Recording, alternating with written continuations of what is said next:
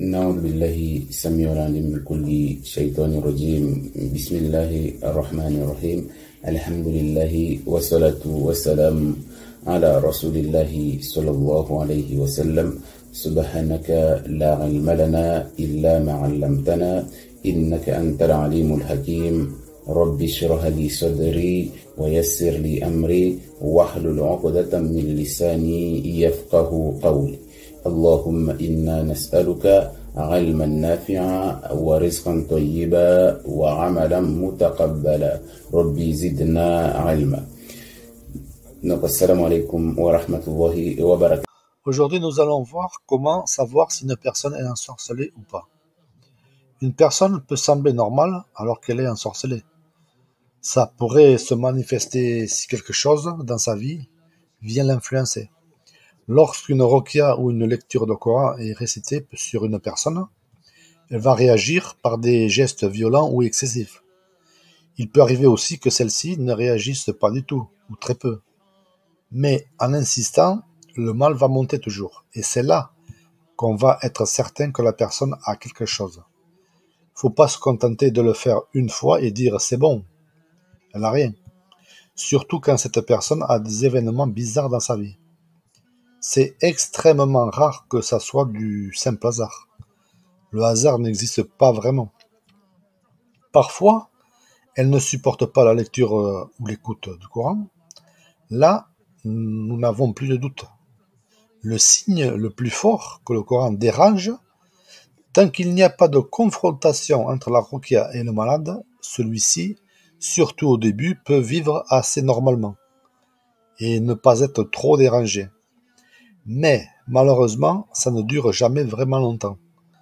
Au début, la sorcellerie et le djinn restent discrets. Le djinn va tout faire pour qu'on ne le découvre pas justement. Mais sa vraie nature va vite prendre le dessus. Le sorcier n'envoie pas des djinns pour être caché, mais pour persécuter la personne. Le roi des djinns l'attache dans le corps du malade et il ne peut plus sortir. Alors, pour reprendre son souffle, le djinn va tout faire pour perturber la ruqya. Et en dernier recours, va faire semblant de vouloir se convertir et sortir. Erreur monumentale de la part du raqi s'il discute avec ce djinn pour l'aider à sortir ou embrasser l'islam. Pendant qu'il discute avec, celui-ci n'est plus brûlé et reprend ses forces. L'idéal dans ce cas, si tu veux discuter avec, ce qu'il ne faut pas faire normalement, c'est d'être deux. La deuxième personne va continuer la ruqya en même temps, et là on verra bien que ce sont de gros menteurs. Si la ruqya a été enregistrée, le djinn va tout faire pour l'arrêter l'appareil. Embrouillant l'audio ou parasiter le son, ça c'est déjà vu. Les interférences, c'est électrique, c'est une énergie. Donc les djinns sont constitués d'une énergie pouvant parfaitement affecter tout appareil électrique non blindé contre les parasites et non relié à la terre. Bien précis ça.